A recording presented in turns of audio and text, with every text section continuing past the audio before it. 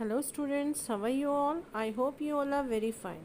So my dear students, today we will start chapter number 4, that is a pit full of snakes. What do you understand about this topic? A pit full of snakes? What's the meaning of pit? Pit means गड्ढा. ठीक है, एक बड़ा गड्ढा जिसके जो किससे भरा हुआ है, फुल ऑफ स्नेक्स. ठीक है. Now will start the chapter. This chapter is about an adventure of Gerald Dorrell, a veterinary surgeon. He founded a unique zoo that housed near extinct animals. Read this fascinating extract. So this chapter is written by the Gerald Rule. On my way out to West Africa for the second time, I met on the board a ship a young Irish named MacTottle, who was going to a job on a banana plantation in the Cameroons. Here the writer said that when I was going second time to West Africa, one man has board on the ship and that name was Irishman and his name was MacTottle. He is going for a job of banana plantation to Cameroons. वो कहाँ जा रहा था? कैमेरॉन्स जा रहा था बनाना plantation की job के लिए. He was quite convinced that Africa was the most dangerous place unimaginable. कि उसे पता था कि जो अफ्रीका जो प्लेस है वो बहुत डेंजरस प्लेस है और जिसको हम इमेजिन भी नहीं कर सकते. His chief fear seemed to be that entire snake population of the continent was going to be assembled on the docks to meet him. He chief fear, वो इतना ज़्यादा उसके अंदर फियर था कि जो इस कॉन्टिनेंट में जो स्नेक्स की पॉपुलेशन है वो एक ही जगह असेंबल्ड हो जाती है. In order to relieve his mind, I told him that the writer told to the Irishman about to relieve his mind. He just for relieving his mind, he just told one story to him. I told him that in all months I had spent in the forest. He told about him कि I have spent all the months in the forest. I had seen precisely 5 snakes. He said कि मैंने 5 snakes देखे इकट्ठे. These had run away so fast that I had been unable to capture them. कि वो इस तरीके से भाग रहे थे कि मैं उसको पकड़ने के लिए नाकामयाब था. Unable to capture them. He asked him if it was a dangerous job to catch a snake, and I replied quite truthfully that the majority of snakes were extremely easy to capture. अब वो मुझसे पूछता है क्या snacks को catch करना बड़ा dangerous job है. तो ऑथर रिप्लाइड क्वाइट ट्रूथफुली, एकदम सच्चाई से वो आंसर देता है कि the majority of snakes for extremely, जो इकट्ठे स्नेक्स को पकड़ना बहुत ईजी है. If you keep your head, अगर तुम अपना माइंड एकदम कंसंट्रेशन लगा करके know about snake and its habits, अगर तुम्हें स्नैक्स की हैबिट पता है, अपनी कंसंट्रेशन तुम लगा सकते हो उस पर. All this soothed total considerably, and when he landed he swore that before I returned to England he could obtain some rare specimen for me. I thanked him and promptly forgot all about it. अब इससे जो Irish man था उसको क्या मिली, राहत मिली कि उसको relax हुआ. उससे क्या हुआ, उसने फिर जब वो उतरने वाला था, जाने वाला था इंग्लैंड, तो उसने एक कसम खाई कि जब मैं वापस आऊँगा तो उसको भी बोलते हैं, राइटर को भी बोलता है वो कि मैं जब अपने साथ आऊँगा तो कुछ स्पेसिमेंट्स लेके आऊँगा तुम्हारे लिए. आई thank him and promptly forgot all about, मैंने उसे थैंक कर दिया और उसके बाद मैं सब कुछ भूल गया. 5 months later, after 5 months, I was ready to leave for England with a collection of about 200 creatures. The writer said, I am going to leave the England with the collection of 200 creatures. मैंने इकट्ठे कर लिए थे, ranging from grasshopper to chimpanzee. grasshopper था और भी बहुत सारे थे with chimpanzee. Is very late on the night the ship was due to sail. Very late night हो गई थी, ship चलने वाली थी. A small van drew up with screeching brakes outside my camp and my young Irish friend alighted, together with several friends of his. Means that time my that friend which I have met in the ship, that he came here with his friends. He explain that he had got me the specimen he had promise. वो बोलता है कि मैं तुम्हारे लिए specimens ले आया हूँ जो मैंने तुम्हारे प्रॉमिस किया था। Apparently he had discovered a large pit. मैंने एक पिट डिस्कवर्ड किया है somewhere on the plantation he was working on which had presumably been dug to act as a drainage sump. This pit, he said, was full of snakes and they were all mine providing I went and got them. He was working on which I had presumably being dug to act as a drainage sump. मैंने वो जब मैं plantation कर रहा था तब मैंने इस पिट को देखा and this pit is was for the drainage, मतलब नाली का जैसे गड्ढा होता है, that pit was it is. But this pit he said he was full of snake. ये पिट जो है स्नेक से भरा हुआ है. दैट वर माइन, अब वो मेरा है, मेरे पास है. Providing I went and got him. I was so delighted at the thought of all those specimens he had found for me that I had not the heart to point out. He was so delighted, वो बहुत खुश था कि मेरे लिए उसने ये specimen ढूंढ लिया है. I had not the heart to point out the crawling about in a pit full of snakes at 12 o'clock at night was not my idea of pleasurable occupation. मैं इतना खुश नहीं हुआ कि because this is not a pleasurable occupation to go at night 12 o'clock हम उसको उस पीठ पे स्नैक्स पकड़ने के लिए जाएँ. Furthermore, he had obviously been boasting about my past for his friend. अब उसने अपने फ्रेंड्स को तारीफ़ कर रखी थी मेरे बारे में कि मेरा फ्रेंड ये है, ऐसे करके स्नैक्स को कैच करता है. He had brought them all along to see my snake catching methods. वो मुझे बोलता है कि चलो मेरे साथ चलो, और अपने फ्रेंड्स को वो दिखाना चाहता है कि how my friend is catching snakes and what are his methods. So with considerable reluctance, ना चाहते हुए भी, I said I would go and catch the reptiles. मैं जाऊँगा और reptiles को कैच करूँगा. I have rarely regretted a decision more. कि मैं अब अपने डिसीजन को पीछे नहीं ले सकता था. I collected a large canvas snake bag and a stick with a Y-shaped fork of brass at one end. अब मैंने क्या किया, मैंने एक स्नैक बैग लिया, एक स्टिक ली जो कि वाई शेप थी, और वाई शेप की जो स्टिक होती है वो फॉक जैसी होती है जिससे कि स्नैक पकड़ना बहुत आसान हो जाता है. Then I squeezed into the van with my excited audience and we drove up. अब हम वैन में बैठते हैं विद माई एक्साइटेड ऑडियंस, जो अपने फ्रेंड्स को अपने साथ लेके आया था उनको लेके. At 12:30 we reached my friend bungalow. अब 12:30 मतलब 12:30 बजे करीब हम उनके अपने फ्रेंड के बंगलों में पहुंचते हैं. Stop there for a drink before walking through the plantation to the pit. हमने वहाँ बैठ कर के ड्रिंक की before going to the plantation pit, वहाँ जाने से पहले. Eventually 8 of us wended our way through the banana plantation and 7 of us were laughing and chattering excitedly at the thought of the treat in store. Means अब हम कितने लोग थे, 8 of us, हम 8 थे. And we wended our way through the banana plantation and 7 of us are laughing. अब 7 जो थे हम सारे लाफ कर रहे थे. What is the meaning of ended? The ended meaning is here went away. ठीक है, 8 of us went away plantation के लिए, और 7 थे जो हम हंस रहे थे. It suddenly occur to me that I was wearing the most inadequate clothing. अब अचानक से मुझे एहसास हुआ कि मैंने प्रॉपर क्लोथ्स नहीं पहने हैं स्नैक हंटिंग के लिए. थिन ट्रॉपिकल ट्राउज़र है मेरा.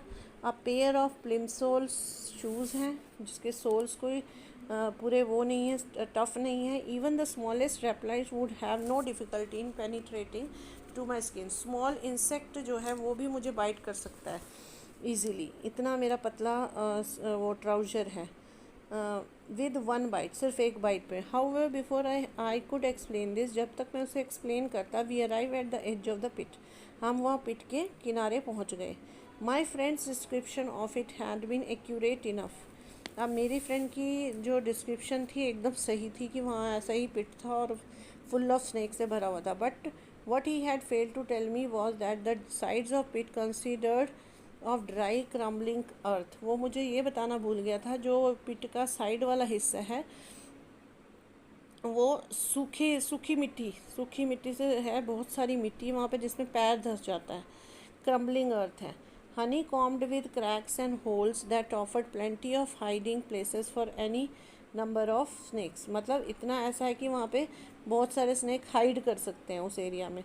While I crouched down on the edge of the pit, the lamp was solemnly lowered into the depths so that I might spy out the land and try to identify the snacks. अब जैसे ही मैं वहाँ पूछा तो मेरा पैर क्या है उसमें धंस गया मिट्टी में. And I was trying to identify the snakes. मैं आइडेंटिफाई करना चाहता था कि इसके अंदर स्नैक्स हैं कि नहीं. Up to that moment I have cheered myself with the thought that after all the snakes might turn out to the harmless variety, but when the light reached the bottom, this hope was shattered for. अब क्या हुआ? Up to that moment I had cheered myself. मैं अपने आप को cheer कर रहा था कि हाँ डरना नहीं है मैंने, कि I have to catch the harm that snakes, they will not harm to me. When the light reach the bottom, जब लाइट उनके पास पहुंची तो दिस होप वॉज शटर्स. मेरी जो होप थी, मैं जो अपने आप को बूस्ट कर रहा था, वो ख़त्म हो गई. I saw that pit was simply crawling with young Gaboon vipers. वहाँ पे गैबून वाइपर्स थे, यंग गैबून वाइपर्स, जो कि सबसे जहरीला सांप होता है. One of the most deadly snakes in the world, जो कि one of the most deadly snake होता है, जिसका बाइट करते ही आदमी ख़त्म हो जाता है. During the day time these snakes are very sluggish and it is quite a simple job to capture. ठीक है. अब during the day time the snakes, अब जो दिन के समय ये जो सांप होते हैं वो कैसे होते हैं? आलसी हो जाते हैं. And it is quite a simple job to capture, उसको आराम से हम कैप्चर कर सकते हैं. But at night when they wake up, जब वो उठ जाते हैं तो हंट फॉर देयर फूड, वो अपने फूड के लिए तलाश में घूमते हैं. तो दे कैन बी अनप्लीजेंटली क्विक, वो बहुत ही शार्प और क्विक हो जाते हैं, एक्टिव हो जाते हैं. These young ones in the pit were about 2 feet long and a couple of inches in diameter. अब जो young ones थे पिट में, वो कितने लॉन्ग थे? 2 feet लॉन्ग थे and couple of inches, inches से भरे हुए थे. मतलब इतने बड़े बड़े थे कि हम उसको देख सकते थे. And they were all as far as I could जज very much awake. They wriggled round and round the pit. अब वो पिट के राउंड एंड राउंड क्या कर रहे थे? चक्कर लगा रहे थे. With great repeatedly and kept lifting their heavy arrow shaped heads. अब एरो शेप के हेड को ऐसे फन दिखा करके वो ऐसे लिफ्टिंग कर रहे थे, ऐसे ऊपर नीचे एक दूसरे के हो रहे थे. Looking at the lamp flicking their tongues out and in. और जब वो लैम्प की लाइट उनके पास पड़ रही थी तो अपनी टंग को बाहर निकालते थे, अंदर करते थे, बाहर निकालते थे और अंदर करते थे. ऐसा मतलब इतने डेंजरस लग रहे थे वो देखने में. I counted 8 Gaboon vipers in the pit. अब मैंने उसमें काउंट किया तो उसमें 8 गैबून वाइपर्स थे पिट में. But their colouration match the leaf mound as beautifully. मतलब लीफ से उनका कलर मिक्स हो रहा था, इसीलिए काउंट करना थोड़ा मुश्किल था. That if I could not be sure I was not counting some of them twice, कि मैंने किसी को 2 बार ना काउंट कर लिया. और just at the moment my friend trod heavily on the edge of the pit. अब जस्ट एट द मोमेंट मेरी फ्रेंड का जो ट्रॉड मतलब पाँव जो है उस एज के ऊपर, उसके गड्ढे के साइड में पड़ा और वो मिट्टी नीचे गिर गई. थोड़ी सी मिट्टी खिसक के नीचे गिरी. And large lump of earth fell among the reptiles. ज़्यादा सी मिट्टी उन रेप्टाइल्स के ऊपर गिरी. Who all looked up and hissed loudly. वो एकदम से ऊपर सारे स्नैक्स ऊपर देखने लगे और जैसे स्नैक हिस करता है लाउडली उन्होंने साउंड की. Even one backed away hastily and I thought it was suitable opportunity to explain the point about my clothing. मुझे लगा कि ये अब suitable moment था कि मैं अपने clothing के बारे में बताऊं, कि ताकि मैं यहाँ से बच सकूं कि मेरी cloth proper नहीं है जो मैंने पहनी है. My friend with typical Irish generosity offered to lend me his trousers which were of stout twill and the strong pair of shoes he was wearing. अब मेरे फ्रेंड ने उससे पहले मुझे ऑफ़र कर दिया कि तुम मेरी ड्रेस पहन सकते हो. आयरिश जेनरसिटी मतलब अपनापन सा दिखाते हुए उसने मुझे ऑफ़र किया कि तुम मेरे ट्राउज़र डाल लो और मेरे शूज़ डाल लो, no problem. Now the last of my excuse was gone. अब मेरा लास्ट एक्सक्यूज़ जो बचने का था वो भी चला गया. We went behind a bush and exchange trousers and shoes. अब हम बुश के झाड़ियों के पीछे गए और we have exchange the trouser and shoes. My friend was built on more generous lines that I and the clothes were not exactly a good fit. अब उसके clothes मेरे को exactly fit नहीं आ रहे थे. However, and he rightly pointed out the bit of trouser leg I had to turn up at the bottom would act as additional protection for my ankles. Dress थी अब मेरे friend की, उसका जो trousers था वो मेरे नीचे पैरों तक आ रहा था, ठीक है. बॉटम जो था वो बहुत नीचे तक लटक रहा था, मेरे एंकल्स तक जा रहा था. Rarely I approach the pit, बड़े उदासी से मैं वहाँ तक पिट तक पहुँचा. My audience was clustered around. अब मेरे ऑडियंस जो उसके फ्रेंड्स थे वो मेरे को देख रहे थे. Twittering in the delicious anticipation. I tied the rope round my waist with what I very soon discovered to be a slip knot and crawled to the edge. My descent had not got the airy grave of pantomime fairy. The sides of the pit were so crumbly that every time I tried to gain a foothold, I lodged large quantities of earth, and as this fell among the snakes, it was greeted with peevish hiss. I had to dangle in mid-air, being gently lowered by my companions, while the slip knot grasped me very tighter round the waist. Eventually, I looked down and I saw that my feet were about a yard from the ground. Means मैंने अपने कमर पे रस्सी बांधी और मैं वो नीचे उतरने लगा, लेकिन उसकी मिट्टी जो थी इतनी कच्ची थी कि वो नीचे गिर रही थी, है ना, उनके ऊपर नीचे गिरी जा रही थी. Dangled in mid-air, being gently lowered by my companions, while the slip knot grasped me very tighter around the waist. मेरी जो knot थी वो मेरे waist से बहुत tight बंधी हुई थी. Eventually, I looked down and I saw that my feet were yard from the ground. अब मैंने देखा कि मेरी feet थोड़ा सा ही रह गई थी नीचे जाने के लिए. I shouted to my friends to stop lowering me. कि मैंने अपने फ्रेंड्स को बोला मुझे नीचे करना बंद कर दो. As I wanted to examine the ground, I was to land on and to make sure that there were no snakes lying there. अब मैं नीचे उतरने वाला था कि मैं होप कर रहा था कि कोई भी स्नेक वहाँ पे ना हो. After a careful inspection I could not see any reptile directly under मी. अब मैं देख रहा था नीचे उतर के कि कोई भी रेप्टाइल मेरे पास नहीं था. So I shouted lower away in what I sincerely hoped was an intrepid tone of voice. अब मैं बड़ी लोअर वॉइस में बोला उनको, hoped to interpret tone of voice. As I stared on my descent again, two things happened at once. अब मैं उनकी तरफ देख रहा था एकदम, तो मेरे साथ दो चीज़ें हुई. Firstly one of my borrowed shoes fell off. अब मेरा जो शू था मैंने किसी अपने फ्रेंड से लेकर के डाला था, वो नीचे गिर गया. Second, the lamp which none of us had remember to pump up died away to a faint glow of light. अब जो लैम्प था उसकी लाइट को उसकी बत्ती को हमने ऊपर नहीं किया तो वो नीचे डाउन होके बंद होने वाली थी. Rather like a plump cigar and, जैसे कि सिगार एंड करता है ऐसे ही उसकी लाइट एंड होने वाली थी. At the precise moment I touch the ground. तब तक मैंने ग्राउंड को टच कर दिया with my bare foot, and I can not remember ever having been so frightened before or since. मैं कभी भी इतना नहीं डरा जितना मैं उस दिन डर रहा था. I stood motionless swearing with great freedom. अब मैं बिना हिले डुले बिना मोशन के swearing with great freedom while the lamp was hastily hauled up to the surface, pumped up and lowered down again. अब क्या हुआ, swearing with great freedom while the lamp was hastily hauled up to the surface. अब जो lamp था वो भी जाने वाला था. Lamp was hastily hauled in to the surface, pumped up and lowered down again. अब मैंने उसको पंप किया और वो फिर से जल गया. I have never been so glad to see a humble pressure lamp. मैंने कभी भी इस टाइप से इतना अच्छा लैम्प नहीं देखा था, ठीक है. Now that pit was once more flooded with lamp light. अब फिर से वो लैम्प लाइट से थोड़ा पिट में कुछ दिखाई देने लगा, जगमगा गया. I begin to feel a little braver. अब मैं अपने आप को बहुत ब्रेव सा फील करने लग गया था कि हाँ अभी मैं पकड़ सकता हूँ, मैं मतलब स्नेक्स को पकड़ सकता हूँ. Flooded with a lamp light I begin to feel a little braver. I retrieved my shoes shoe and put it on, मैंने फिर से अपने शू को पहन लिया।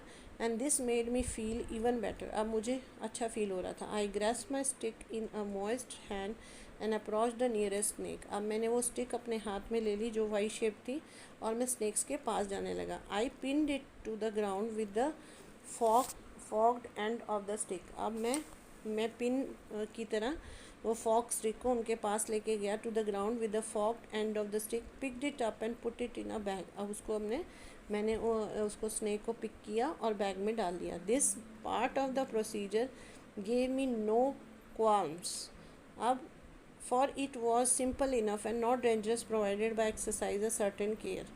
The idea is to pin the reptile across the head with the fork and then get a good firm grip on its neck before picking it up. अब मुझे एक एक्सपीरियंस सा हो गया था स्नेक्स को पकड़ने के का, तो मैंने उनको वाई शेप जो मेरे पास फॉक था उससे मैंने ग्रिप करके उसके नेक पे लगा के उस स्नेक को पिक करता गया और बैग में डालता गया।